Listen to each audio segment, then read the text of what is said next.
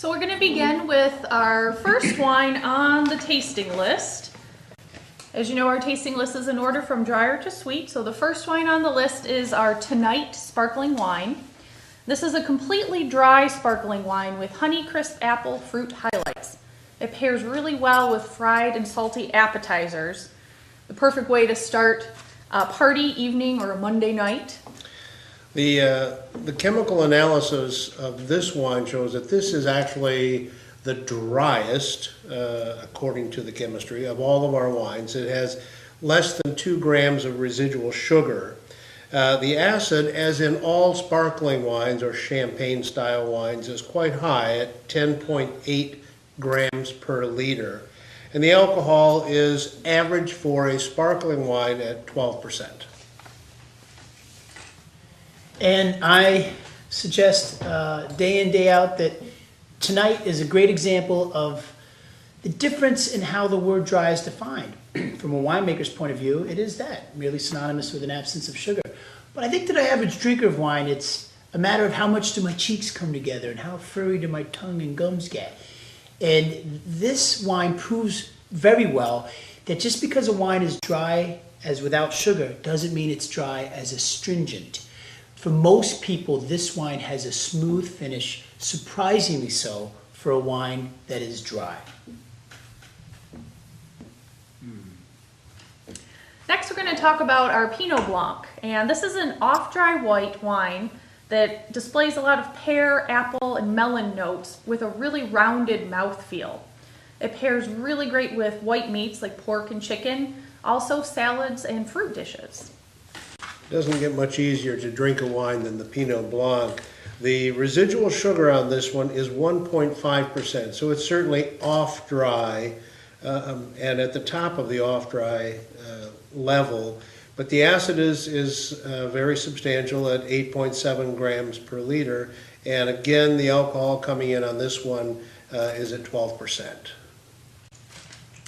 More often than not, it seems a guest will ask us to compare the Pinot Grigio to the Pinot Blanc, in which case I think most of us say that the Pinot Blanc offers the slightly brighter fruit experience, perhaps as close to a Sauvignon Blanc, a rather popular varietal of late, as any of our wines get. Next on our tasting list, we've got our Pinot Grigio. And this is, again, an off-dry white with crisp citrus and red apple notes. It pairs really well with soft cheeses, white meats, cream sauces, and fish dishes.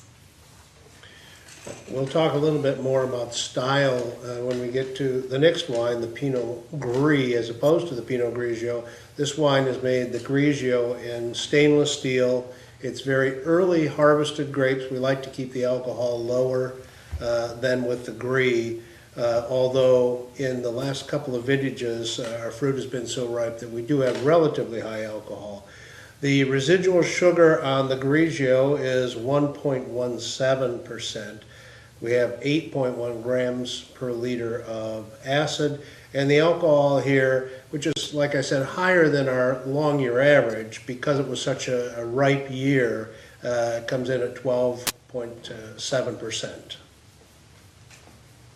It's like going to Italy without the jet lag. When in doubt, if you're going to pair some wine with cheese, please consider either Pinot Grigio or its kissing cousin, the Pinot Gris. Next down the list, we're going to move into one of our reserve wines. This is the Reserve Pinot Gris. It's a dry, completely dry white with apricot, pear, and tropical fruit notes.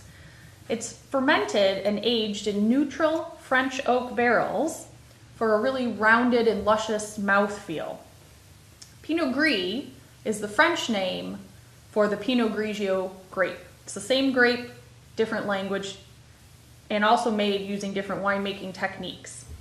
This wine pairs well with richer fish dishes, meat dishes, and of course great with cheeses and fruits. So I mentioned that the Grigio was fermented and aged its whole life in the cellar, which was a very short life in the cellar, in stainless steel. And Marie just said the Gris is always fermented and aged in neutral oak barrels. We're looking for the breathing character that you get from a barrel but we don't want the wood flavors or the smoky, toasty notes that you get from new barrels. So after our barrels have gone through 4 or 5 uses as Chardonnay barrels and have lost most of the oak flavor, they're retired to the Pinot Gris program.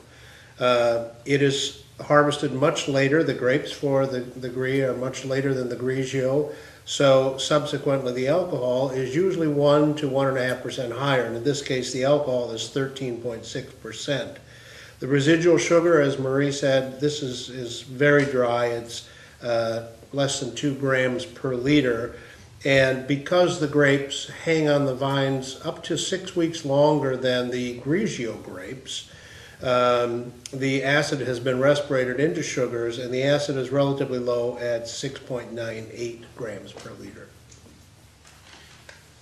So just to compare the Grigio to the Gris, different mood, different meal. While Grigio is the brighter, crisper, more refreshing of the two, the Gris, it just has a bit more going on. A greater mouthfeel, a longer finish, certainly by most measures more nuanced than the Grigio.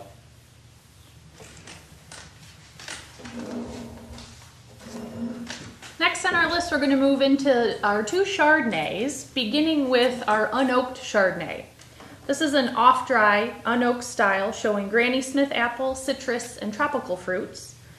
In this case, unoaked here means that this wine was fermented and aged in stainless steel tanks. It saw no time in oak barrel. We like to call this our up north style that's best with gooey mac and cheese. It really makes a good foil to the richness of the macaroni and cheese and pairs with basically a lot of the same things as Pinot Grigio, but of course exhibits a different grape flavor. One of the things that makes northern Michigan grapes of any variety stand out is their incredible fruitiness. And for years, no one thought of making Chardonnay and not having it in oak barrels. And we decided that the flavors of Chardonnay on its own are so wonderful, and especially grown in a cool climate like ours, that we should start doing a variation on the style, and eventually ended up to the point where we are today with 2 completely different styles. This unoaked Chardonnay usually is lower in alcohol, just like with the Gris and the Grigio. These are earlier harvested grapes. The alcohol comes in at 11.5%. The residual sugar on this one is 1.5%, so it's definitely off dry, but it has a relatively high acid content, which tends to mitigate that sweetness. The acid is 9.15 grams per liter. And so it is fair to say that this Chardonnay is on the sweeter side of the Chardonnay family. And I feel that the sweetness rounds off the astringent edges of what is a typical Chardonnay. Therefore, time and again, this Chardonnay turns around those folks who visit us who feel that that Chardonnay wasn't for them. A standout Chardonnay among unoaked Chardonnays is this one. And last in our dry white category is our reserve Chardonnay. This is really the traditional Chardonnay. This is the Chardonnay that everyone around the world aspires to. It is fermented and aged in small oak barrels. We only use the best of our Chardonnay grapes from the vineyard, usually a very much reduced crop. We go through and green harvest or lose some of the crop early on so that the remaining grapes are riper, more concentrated in flavor. They need that concentration and intensity of flavor in order to stand up to all of the flavors of the oak barrels. Flavors such as wood, smoke, and the toasty flavors that you get from a toasted oak barrel. You'll also taste and smell a hint of butter, and that's from a secondary fermentation known as a malolactic fermentation.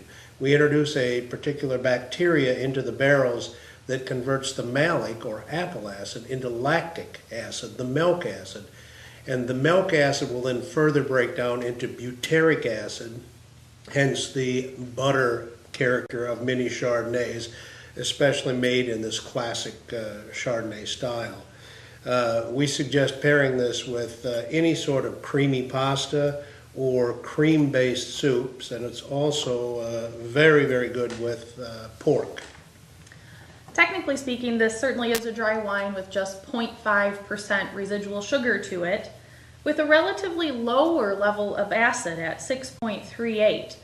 If you compare that to some of our other wines, it's a lower acidity level, which I think also might help add to that really round, rich, smooth taste that comes out of this wine.